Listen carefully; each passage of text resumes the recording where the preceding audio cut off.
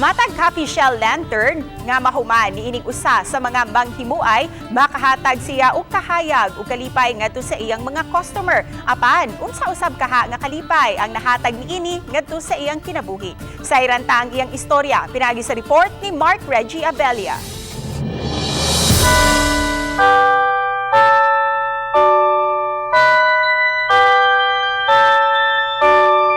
Nahimo ng kabahin sa atong tradisyon ang pagsabit og mga parol isip timaan nga nagkaduol na ang Pasko. Pahiyom og kalipay ang nahatag niini kanato, ilabi na kung kini pa sigaon. Ug ang kahayag niini nagpahinumdom kanato nga aduna pay paglaom. Apan luyo sa mga mabulokong parol, adunay istorya nga nagpahipi sa pipila ka mga lantern maker.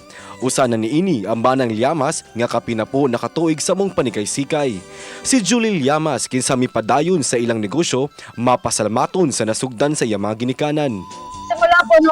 Simula po nung nag-start na mag-business yung mga parents namin, yun na po talaga yung naisipan namin. Kapis po, kasi po very tradition po yung kapis.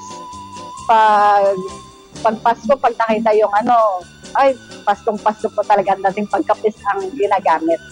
Gumikan sa pagpaningkamot sa iyang mga ginikanan, naabot na sa laing-laing nasud ang ilang kapis lantern.